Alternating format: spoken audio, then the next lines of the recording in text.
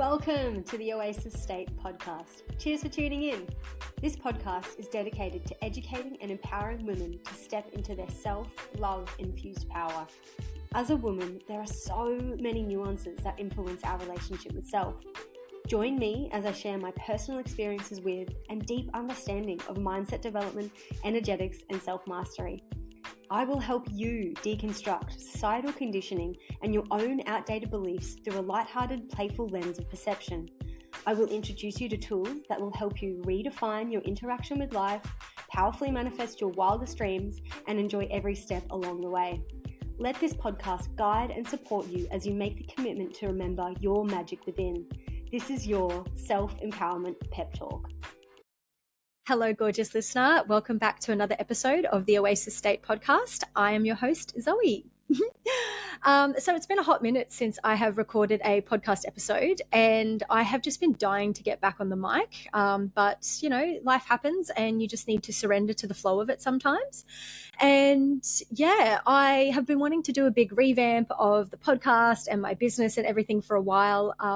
And that hasn't happened yet, but I just, I had to sit down and record. So all of that, you know, bells and whistles will come later. And I went through this whole process of like, oh my God, I'll have to delete all my past episodes and start fresh. And then I was like, no, sorry, that's not really authentic. And I think it was just coming from a place of vulnerability, because obviously jumping on a mic and pressing record and expressing your truth is, you know, leaves you open to criticism, and that's totally okay. Sorry, I'm saying a lot, but I will be conscious of that.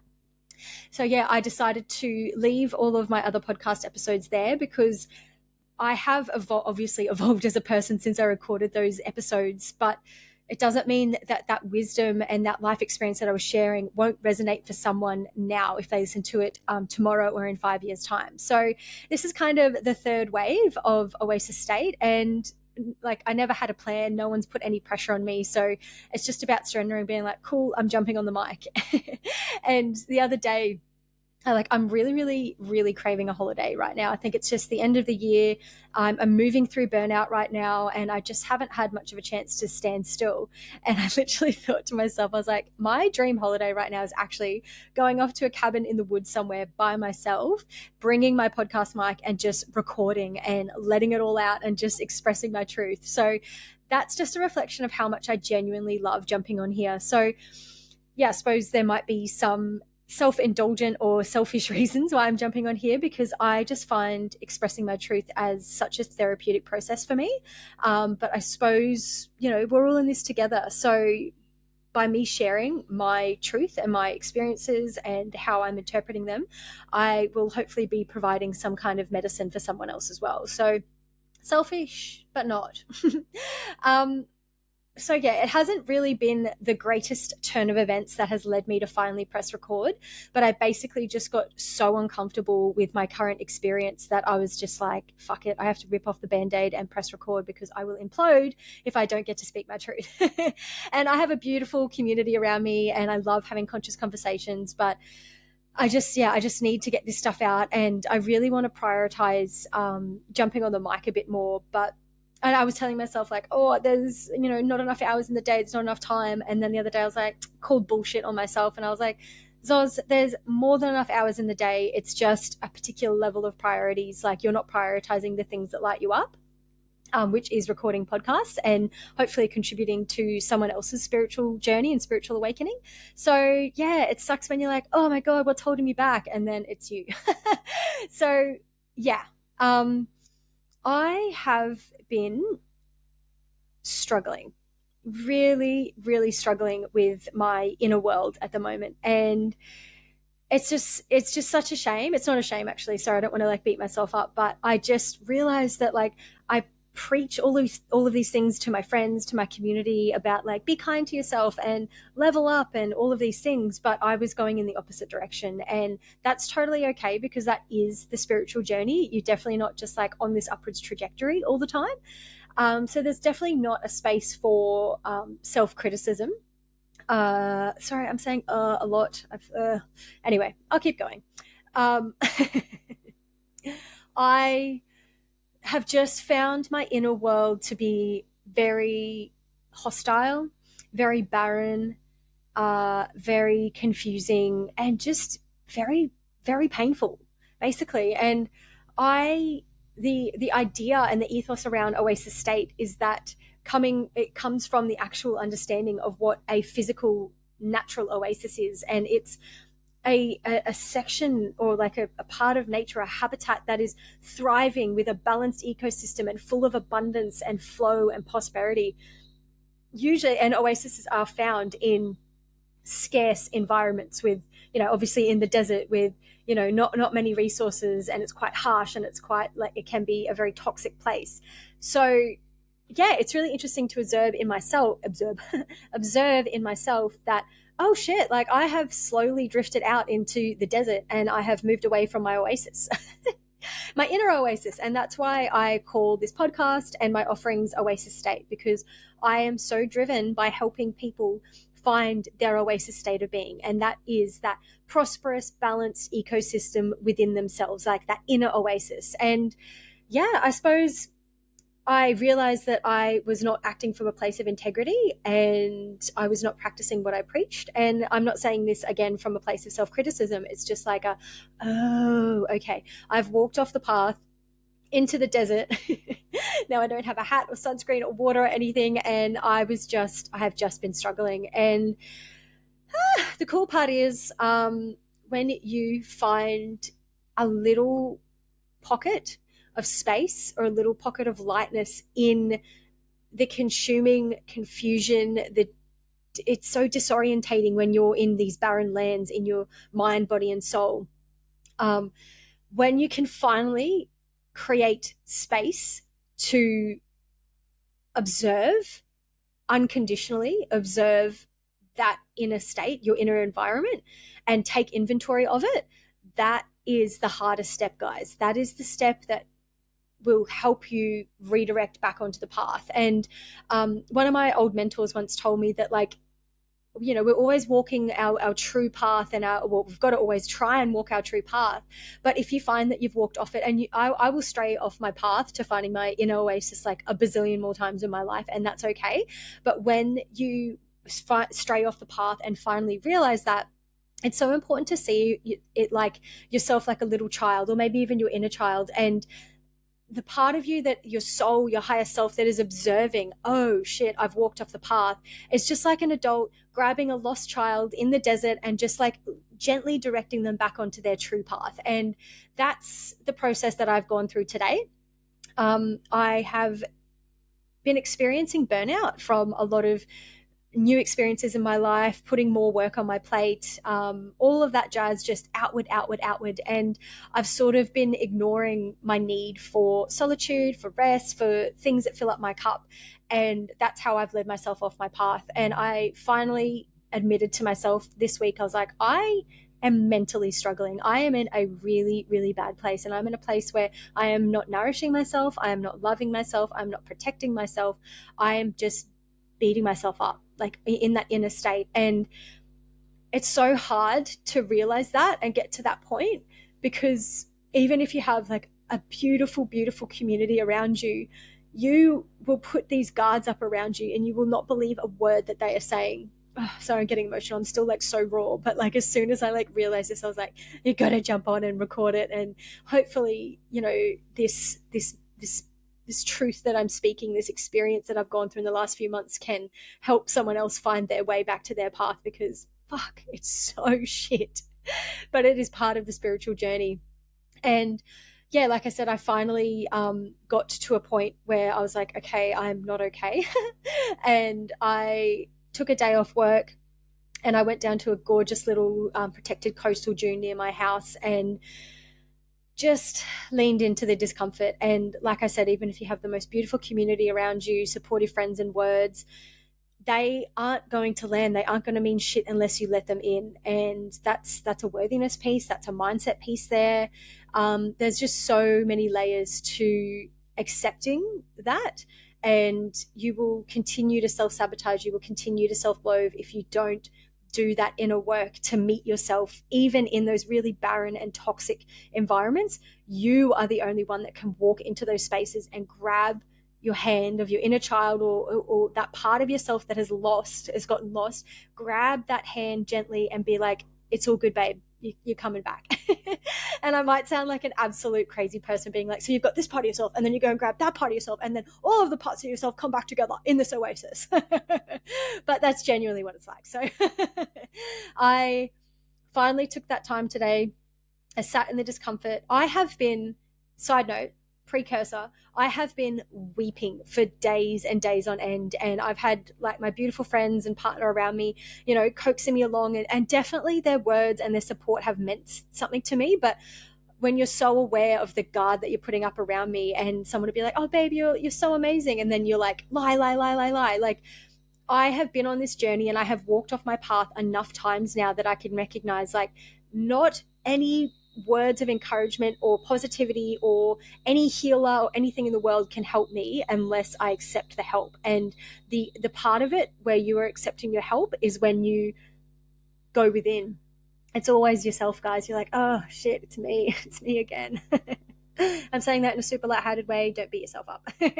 So I've just been weeping for the last few days. I just went down to the beach, and I genuinely have been questioning my mental stability lately, and it hasn't been stable. And that's okay, because there's always a way out, guys. There's always a way out. And it might take an entire ecosystem of things to fine tune, to pull yourself out of these mental, like, pit holes, like prisons, basically. It's like I imprisoned myself in this low vibing, shitty prison. I'm like lost for words right now, but I think you get the point. I've imprisoned myself, but not like an instant decision. It's just happened slowly but surely over like the last few months or even a few years. Like, I have been having a time. I've had so much heartbreak. I've had so much rejection. I've had so much grief. I've had so many like roadblocks and everything. And I'm not saying that to justify my experience, but well, I suppose I sort of am, but not from a place of like, oh, I'm such a victim, guys, feel sorry for me. But I have slowly outsourced my worthiness and my connection with myself to all of these outward experiences, and, you know, rejection of a friend or something, an ending or grief or roadblocks or frustration or whatever. I have slowly but surely closed the doors on my inner oasis and been like, oh, well, yeah, of course I'm not worthy because of X, Y, and Z, because all of these shitty things have happened to me. And yeah, it's definitely part of it, but I have basically ignored the invitation every single time something's happened to me. I have ignored the invitation to come back to the pure, real, true part of myself, which is that you, me, you, everyone, all of us are genuinely perfect on the inside. Like, the part of us that is our soul that came through when we were born, like, it's not like when you're a baby, you just like plug the baby into the wall and they have life. There is an energy within us, which you could call it your soul, your essence, your higher self, whatever label you need to put on that energy. But I don't think anyone can deny that we don't have a living, breathing energy within us that is activating this meat suit, which is our body, and powering our mind. So I have ignored every single opportunity to remember that part of me, which should be the master of my experience and the master of my, you know, the gardener of my oasis, basically, the master gardener. But the gardener of my oasis, I have slowly pushed that away and just walked out of the oasis. So basically, I've said that analogy like 50 times, but I think you're picking up on what I'm putting down.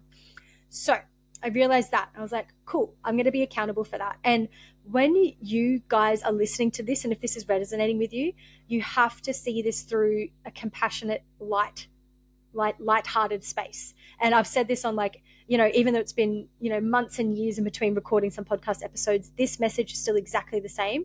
When you get to this point of realizing like, oh shit, I've strayed off the path, it has to be from a loving, compassionate place. And it's the hardest step to take, guys, like to realize like, oh, like looking down and you're looking at the sand in the desert and you're like looking, you're like, oh my God, where is my oasis? Like, oh shit, I need to find my way back. That's the hardest part. Okay. That's the hardest part. And now I'm like, oh, all right. So I was at the beach having a cry, realizing all of this. And now I have this awareness. I'm still a bit raw, and that's okay. Like, and I might be there might be more tears, there might be more, you know, whatever to come through. But the way to take the first step towards back to your oasis is through understanding your mindset and the power of your thinking and the power of your belief system. And it might boggle your brain if you're really identified with your mind and with your thoughts like I have been. And I have been in and out of seasons of being consciously the observer of my thoughts. And that's what meditation can achieve for us, and achieving flow states and doing crafts and activities. That's that space that you get into when you disassociate, unidentify with your mind. And then I've gone into seasons like the one I've just identified now, that I've been completely identified with my mind, and I have let my mind be the biggest bully to myself. And that's acknowledging that and shifting back to that awareness that your mind is not the master, your mind is the servant. And the observer of your mind, which is your soul, your essence, your higher self, they are the masters. But if you aren't stepping up to that plate and sitting in the throne of being the master of your life, then your mind will come along and take that throne. It will take that seat and it will bully the shit out of you. And for another analogy, another hopefully piece of digestible information, because all of this stuff is like super abstract, guys. Like, I don't know if you remember, if you've read The Power of Now, but like when I read that book the first time, I was like, I don't even know what is up or down. Like, it is so mind boggling, and it is this stuff is so abstract. So I offer analogies to help this information be digestible, because it can just be so disorientating. So the analogy that I wanted to offer is that when you let your mind become the master, it will, without being regulated or controls, like, I can't find a word for control, but control's like a pretty negative word. But basically, when you aren't supervising your mind and actively feeding your mind the thoughts that you want, it is the equivalent of sitting in a movie theater and watching a horror film. That's how shit your inner experience can get if you are not adjusting and evolving your mindset every day.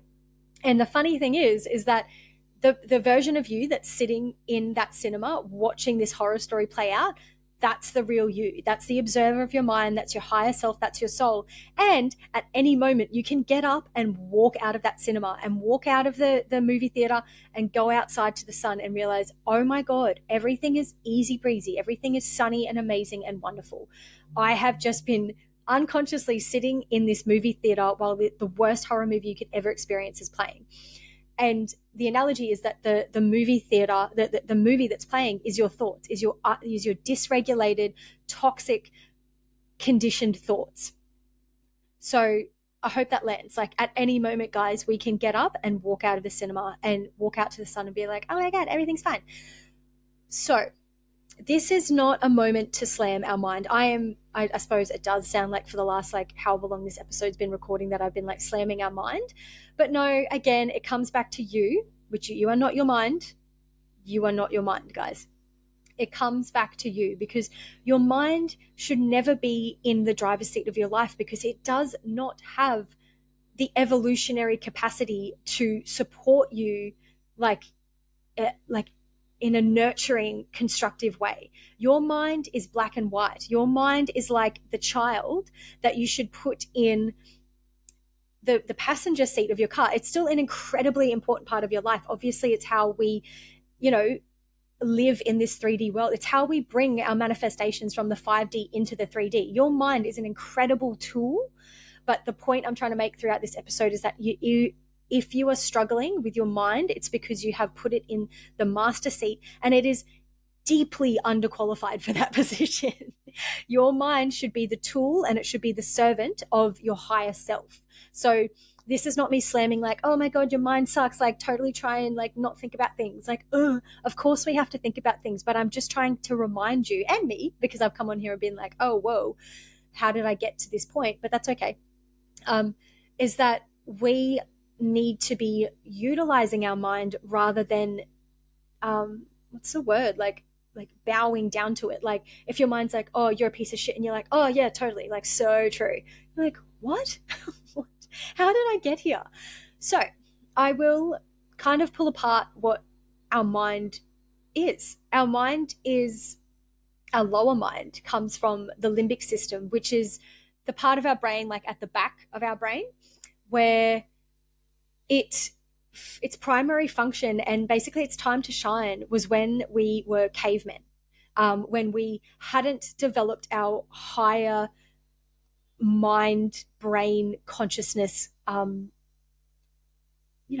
faculties, I suppose. Sorry, guys, I'm lost for words. But our lower mind, which is usually the one that is punishing us and torturing us, is actually not equipped to be in the driver's seat of your life or in control of your experience with life. Like I said, it's from the limbic system at the back of your mind, and its time to shine was when we were cavemen. And the reason it shined during that time was because our brain is only trying, our brain and our mind. So the brain is like the physical, brain, like the gray and matter and stuff like that. And our mind is like the energetic part of it. So like the electrical system that's like firing and rewiring neurons to go into our body and release hormones, which create emotions, et cetera, et cetera. So when I say brain, that's what I mean. It's the anatomy, and the mind is the energetic electrical part. And how cool are we, by the way? Like mind, bodies, and souls. It's just the most amazing experience ever. Well, we can choose to make it amazing, but mine hasn't been an amazing experience lately. So hence why I'm on here reminding all of us that we actually have a choice to experience life in such a beautiful, high-vibing way. So our mind, back in those days, our lower mind, functioned purely to keep us safe. So your mind is only doing what it's functioning, what it's built to do. But it's like trying to mop a dirty floor with a hammer. You know what I mean? Like if we let our mind go into the driver's seat and the master seat, like the throne of our life, like it's that analogy of like expecting to clean a dirty floor with a hammer and then wondering why we keep fucking it up. So this is not a time to reject your mind. It's a time to understand your mind. And your mind is just always trying to keep you safe. And back in the day, trying to keep you safe was like your mind seeing everything like, okay, there's a saber-toothed tiger 20 meters away from you. It's telling you to run. So it releases electrical charges, which get your hormones going, release cortisol to get your body to run. So your mind is actually just doing its job. We've just given it the wrong position, basically. And yeah, back in the day when we were, creating fires and living off the land, living in small communities, and those woolly mammoths and saber-toothed tigers running around, it did its job really well. Like it really did its job really well. But over time, we have evolved into these beautiful conscious beings. But a large majority of the world is walking around completely wasting their consciousness and living from this lower mind because we don't have this awareness that like, oh, okay, like I need to shift some like positions around in my garden that is my inner oasis, and this guy needs to get demoted and this part of me needs to get promoted. Basically. So I'm just like lathering on the analogies today, guys, but I hope they're all landing because I'm like switching between an analogy like every sentence, but it's landing for me. So welcome to the ride. Welcome along for the journey. So yeah, hopefully by understanding now that your mind is simply a tool, it doesn't have the ability to discern the complexity of life and the abstractness, don't know if that's a word, the obscurity of our conscious experience. Because congratulations, as a human race, we have evolved, and our mind has evolved as well. So it's only doing its job, and to this day, it does not have the part of your mind that is bullying you and that you've put into the master seat does not have the ability to see the full color of spectrum that is our conscious experience now. It simply only sees black or white, because back in the day, it was like, there's a saber-toothed tiger, run or die, black or white. And most of us walk around now with this incredible evolved level of consciousness that we're not even tapping into because we're still letting our mind take the driver's seat. So that is how I got to where I was today, just complete rock bottom. And I had created a fortress around my mind, or around my experience with life. And all my friends are like, it's amazing, you're amazing, it's all good, blah, blah, blah. So grateful. And I definitely like little drips fed in, and there was moments where I felt safe in my body again and I could regulate. But it wasn't until I could experience this aha moment of how I'd gotten to where I was that now I can look back on everything, all of the space that everyone has held for me lately and be like, oh my God, they're actually speaking the truth. But when you get to a point of like low self-worth because you've been letting your mind bully you, you will create such a huge fortress around your aura, your experience, your relationship with self, that if someone's like, you're beautiful, you're like, ha, lie. So just take some time to acknowledge that in yourself. If you have people around you trying to affirm the truth and you aren't accepting that, it's because you're dealing with low self-worth. And that low self-worth has come along because you have mismanaged your mindset. And I'm not saying that like, you're the problem. Like I am saying that, but like from a super compassionate place where you can be like, it's an empowering place of like, oh, okay, cool. So I'm creating like the security system around myself that isn't allowing me to vibrate at higher levels. So this is a compassionate place, guys. And then again, like I said, you've realized that you're out in the desert with your little inner child self, and you've got to grab a hand and be like, hey, babe, we're actually going to go back to this like way more safe, nurturing, comfortable, elevated, inspiring place, which is our inner oasis. So how do we make our way back to our inner oasis? Is by shifting our mindset. And like I said, like when I first started learning about meditation, I was so confused by it. And I thought that it meant like, I thought that I failed at meditation because I continued to think. But that is not the point of meditation. The point of meditation is to strengthen your relationship with the observer of your mind. So you can sit in a 10-minute meditation or longer. I'm just, for a starting point, you can maybe do shorter meditations, but you can sit in that meditation for 10 minutes and have 50 billion thoughts, but it's the process of coming back to the now and back to the realization that like, oh, this is just a thought. It's just like a cloud floating through the sky. And rather than thinking you are the cloud, and I'm assuming by this point, like a gnarly thunderstorm cloud, like it's not like a nice fluffy one. Like if you were in a space where you're really beating yourself up, it's like a gnarly thunderstorm cloud. You just need to, every moment with meditation, come back to realize that you are the observer of that storm. And slowly after time, the storm will hit and it will land, but you will be safe and you will realize, and then it'll turn back to fluffy little clouds. So you're like, why are you mentioning this? Well, one, meditation will be a really amazing way to start pulling yourself out of this self-loathing, repetitive inner prison that you've put yourself in. And basically, if you're at this point, like I said, watching the horror movie, you have mismanaged your mind, and we need to slowly, softly soothe it back to as a regulated state as you can. And like I said, don't be confused like I was at the start of my spiritual journey, thinking like, oh, that just means I'm going to like cease thinking thoughts. And that I can achieve states like that now for sure. And it doesn't just have to be through meditation. It can be through arts and crafts. It can be through, hobbies, surfing, skating, at nature, being in nature.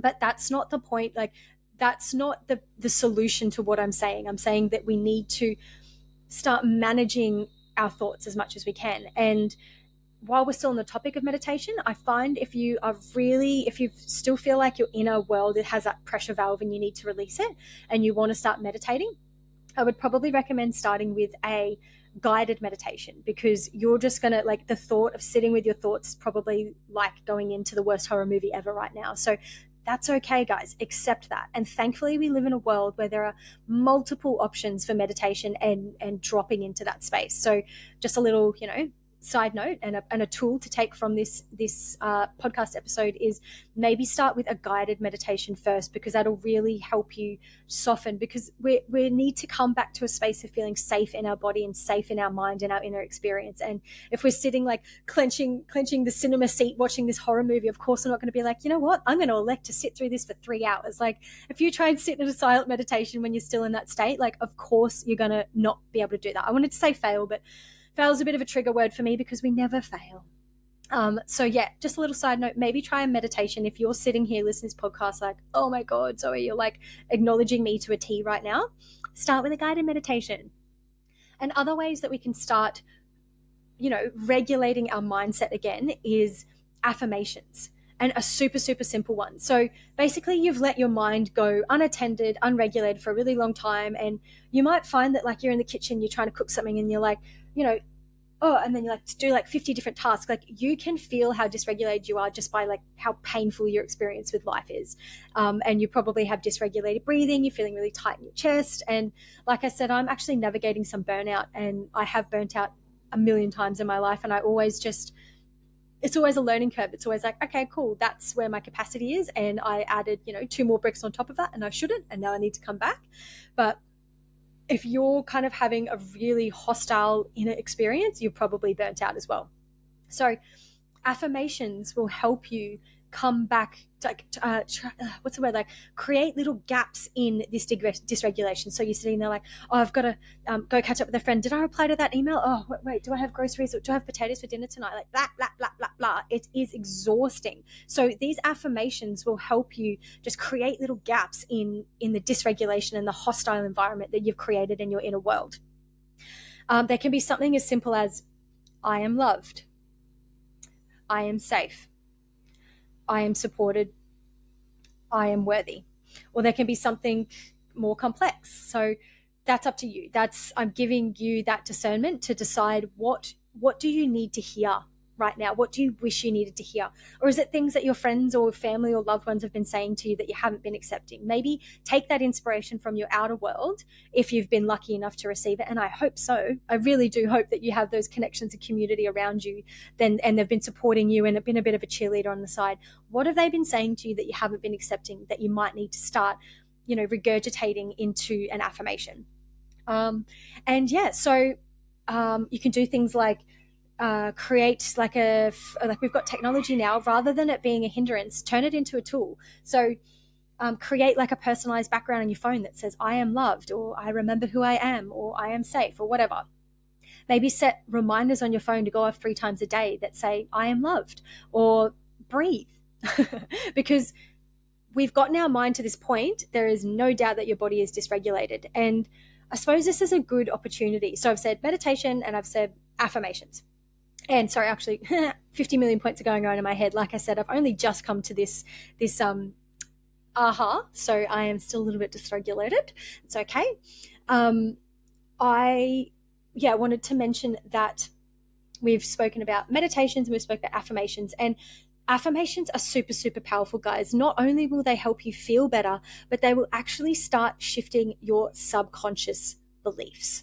And your subconscious beliefs are literally just thoughts that you have thought repetitively over a certain amount of time, and they keep pressing and pressing and pressing so in your conscious mind you're thinking, and oh shit, I'm a failure. Oh, I'm a failure. Oh, I failed again. And you say that enough times in your conscious mind, like I said, with your untrained thoughts and your unmonitored thoughts, it slowly impresses onto your subconscious mind. And the whole thing with mindset development is realizing that about, I think it's like 95 to 97% of your actions, your emotions, your thoughts and everything are dictated by your subconscious beliefs. And it's such a simple process, but it's like so misunderstood as well. And it's actually a bit of a dry process, to be honest with you. It's like, how do I shift my mindset? It's like you simply have to be intentional with your thoughts and keep pressing them onto your subconscious mind until your subconscious mind accepts it, and then you'll start leveling up. So if you just start saying, I am worthy, I am worthy, I am worthy, I am worthy. At the start, you're like, oh my God, it sounds like I'm speaking another language, because your subconscious mind is like,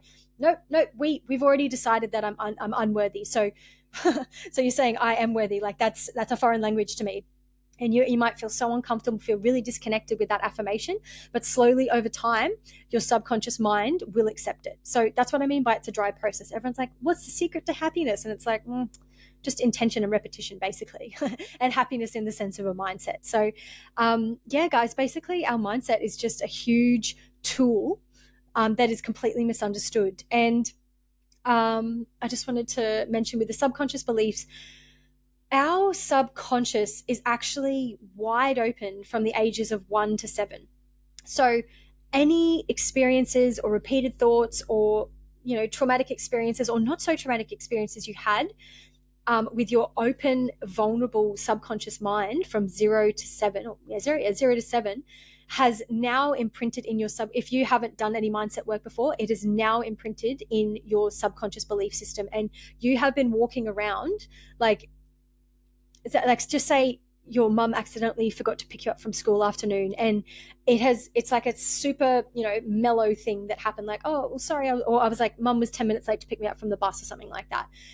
That might seem like such an innocent experience when you're that age, but if you don't have conscious parenting or a safe environment around you, and this isn't to go start blaming people around you, I'm just explaining how you've gotten to where you are so that you can be more compassionate for who you are and your experience with life. So mum was 10 minutes late to pick you up from the bus stop. It stressed you out a little bit. You probably didn't have, a conscious parenting experience or a safe environment for your mum or your sister or whoever it was to be like, it's okay. Like you know that you were safe, and these things happen sometimes. And, I couldn't help that there was traffic, but just so you know, like, you're safe and I love you and it's all good. And I'll do everything I can to avoid being late to pick you up from the bus again. And sometimes you might not have been able to have that conversation because life's going too fast, or, we weren't really aware of how strong the subconscious mind was, even in the past few decades. Like, the research has grown so phenomenally, substantially since then. So even that, like, really mellow, not super traumatic experience, if that has gone into your subconscious mind before the age of 7, it has probably developed this story that, like, people abandon me, I'm alone, no one can save me. And you are conscious, like, every thought, emotion, and action that you take is a reflection of that subconscious belief. So this is crazy, guys. So I'm mentioning the affirmations and their importance because now I've explained, like, in a very quick way, what our subconscious mind is and what the importance of our mindset. It's like, whoa, okay. So, and it's not like, oh, I'm so disempowered, all this shit happened to me when I was, between 0 and 7 and now I'm fucked up. No, you're not. You just need to move from a victimhood consciousness to a place of mastery and empowerment, and realize every single thought that you have is an illusion. Like I said, guys, it's your mind is the sky and it's just a cloud that comes through. It is an illusion. So why not jump into the self-mastery seat of your life and the empowered seat and be like, oh, okay, so if it's just a matter of intentionally choosing my thoughts and repeating them a certain amount of time to impress on my subconscious mind, then eventually my subconscious mind will accept that, and then my thoughts, behaviors, opportunities, habits, emotions will all start reflecting that higher vibrational belief. Oh, okay, so I am the conscious creator of my life, and how do I start that? Affirmations, baby. Oh, no, it's a whole bunch of nuances to get yourself there. But if you're looking at the mindset piece and how to get out of this scarce, toxic inner environment and come back to that oasis, it's affirmations. And or that could be, there's so many ways to do it, guys. Write them out every day. Put little sticky notes on your mirror, record them on your phone and play them back. Like, your environment is your osmosis. You know what I mean? Like, everything that's coming in and out. So if you're sitting there watching the news and watching stressful TV shows and on social media comparing yourself and just letting all of this shit filter into your awareness, like, of course you're not going to be having a very good inner experience. So you get to choose what comes in and out of your inner experience. And one of those nuances is your affirmations. And I've explained the importance and value of them through that really quick, T's and C's of what your mindset is. So our subconscious beliefs are super important. If you're having a negative experience with life, you 100% have some subconscious beliefs that you need to work on. Great part is that it's a really easy and dry process to do that. And that is identifying, like, oh, okay, so I'm feeling unworthy. So what do I want to feel? Oh, I want to feel really worthy, or I want to feel really safe, or I want to feel really inspired. Then that is your compass. That is the compass that you need to keep focusing on.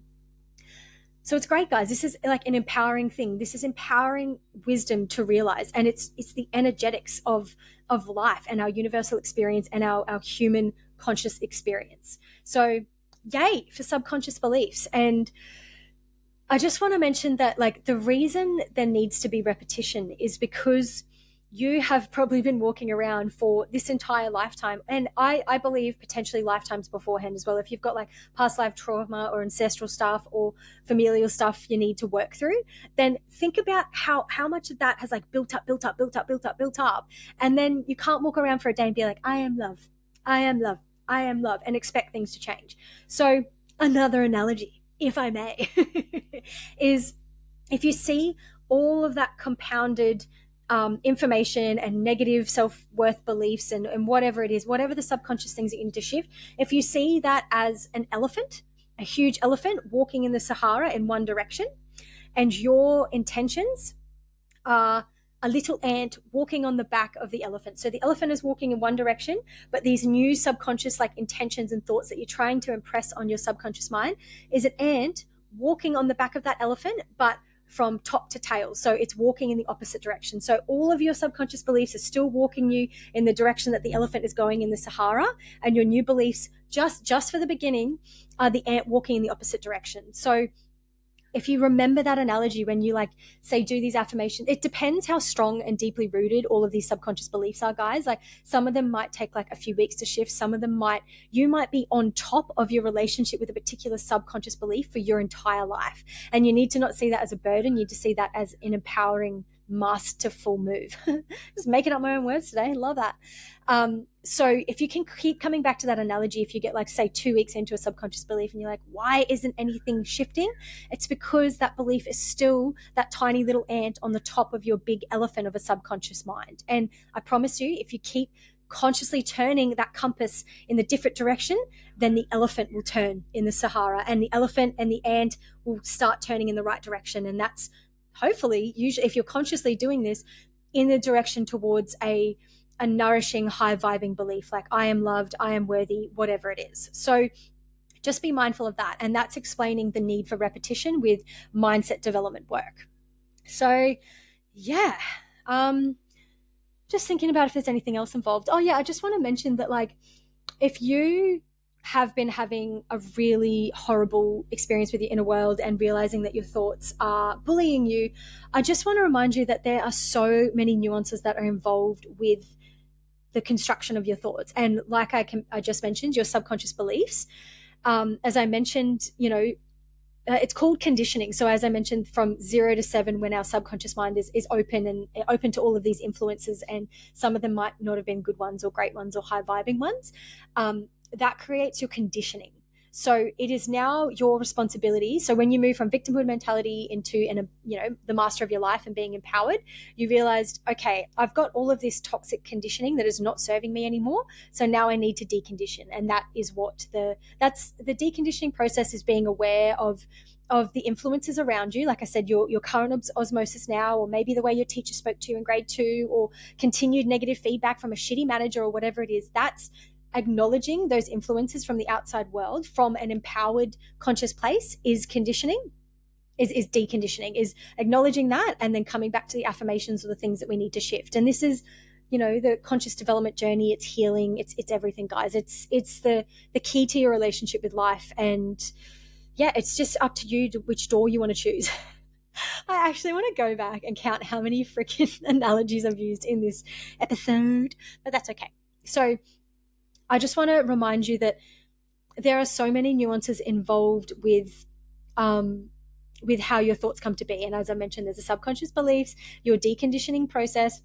And then there's also things like, as a female, hormones. Like we are gorgeous, strong, tapped in, emotional, cyclical beings. So I'm in my luteal phase at the moment. So that's the week before you get your period or your bleed as a woman.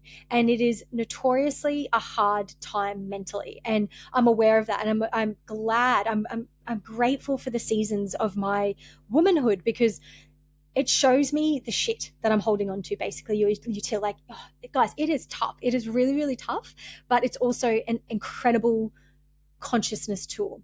So I'm in my luteal phase right now. So that's when all of our hormones that usually keep us happy and energetic and vibing, they're starting to taper off in our brain. So those neurotransmitters, those hormones in our bodies, they're tapering off as a way to insist that our bodies slow down, and so we can rest and digest the month of emotions before us, which is the physical release through our bleed. So I should do like individual episodes on conditioning and on, our cycle as women and stuff like that. So as a woman,